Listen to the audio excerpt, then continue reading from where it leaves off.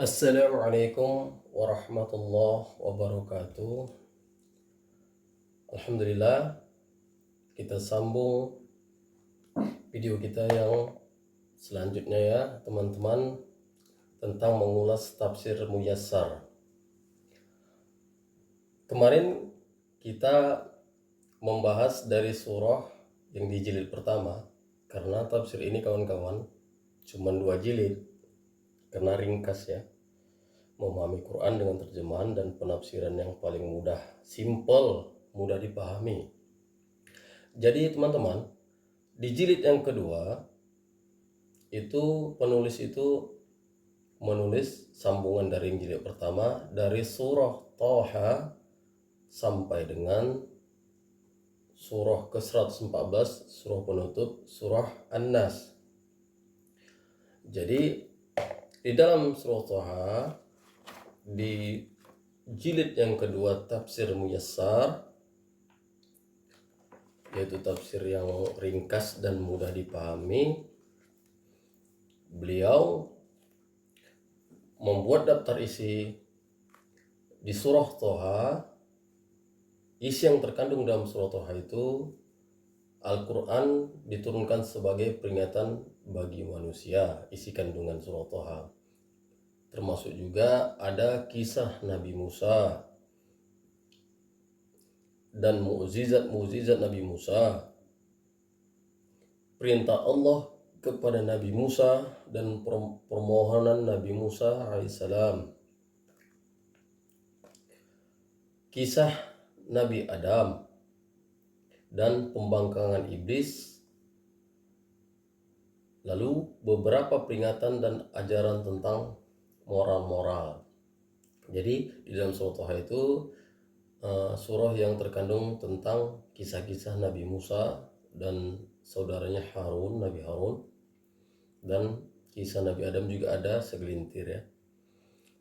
Lanjut ke juz 17 di surah Al-Anbiya, surah yang ke-21.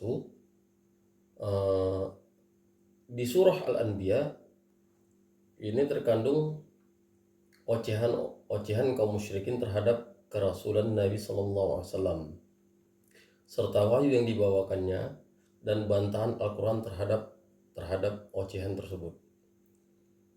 Lalu bukti-bukti kesalahan kepercayaan orang-orang musyrik, kisah beberapa orang nabi.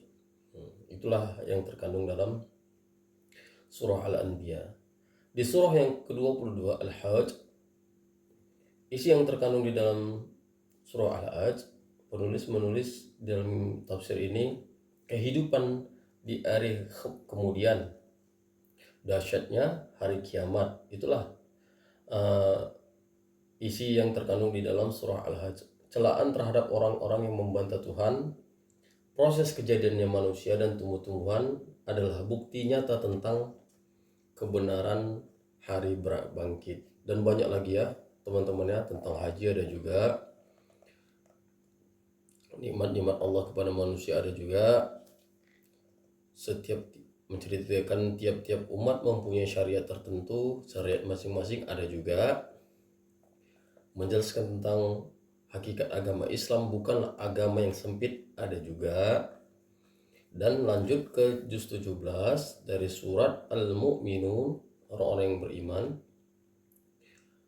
Isi yang terkandung dalam surat Al-Mu'minun itu salah satunya kemenangan orang-orang mukmin, 7 sifat yang membuat orang mukmin beruntung. Kisah beberapa orang rasul dalam surat Al-Mu'min itu, agama yang dibawa nabi-nabi itu adalah satu, sama. Jadi para nabi itu, kata Nabi SAW, agamanya itu sama, agamanya itu satu. Lalu dan lain-lainnya. Baru di surat An-Nur, ayat di dalam surat An-Nur yang terkandung di dalamnya adalah hukum-hukum perzinahan dan hukum-hukum pergaulan, tuduhan, hukum li'an ya, pencerminan ayat Al-Quran sebagai nur ilahi pada langit dan bumi. Itulah salah satu hal-hal yang terkandung dalam surah An-Nur. Selanjutnya di surat Al-Furqan ya, dijelaskan juga isi kandungannya dalam tafsir ini. Di sini dijelaskan Al-Quran adalah peringatan untuk seluruh manusia. Kandungan-kandungan tuduhan-tuduhan palsu dari orang kafir terhadap Al-Quran, soal jawab antara Allah Subhanahu wa taala dengan sembah-sembahan orang yang kafir di hari kiamat. Para rasul diutus dari manusia yang biasa. Di juz ke-19 masih di surah Al-Furqan, keadaan manusia yang tidak membenarkan Al-Quran pada hari kiamat. Pelajaran-pelajaran dari kisah-kisah umat yang terdahulu. Di surah yang ke-26, surah Asy-Syura ya. Nah itulah kira-kira teman-teman ya. Kalau kita jelaskan ini panjang kali ini sampai nanti ke surah An-Nas ya. Surah yang terakhir, surah ke-114, surah An-Nas, surah manusia, artinya manusia. Allah pelindung manusia dari kejahatan bisikan setan dan manusia. Itulah teman-teman isi dari daftar isi yang terkandung dalam tafsir Muyassar. Jadi tafsir ini tafsir yang sangat mudah untuk dibaca orang-orang yang pemula ya, orang-orang yang ingin tahu apa maksud dari ayat yang terkandung di dalam Al-Quran dengan gaya bahasa yang mudah, dengan tidak menampilkan riwayat, sehingga pembaca hanya menerima kesimpulan dan maksud dari ayat tersebut. Mudah-mudahan bermanfaat teman-teman.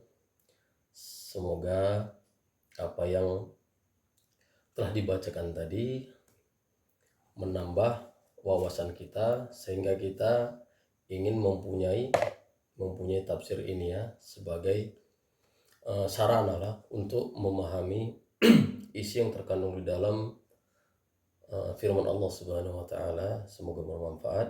Assalamualaikum warahmatullahi wabarakatuh.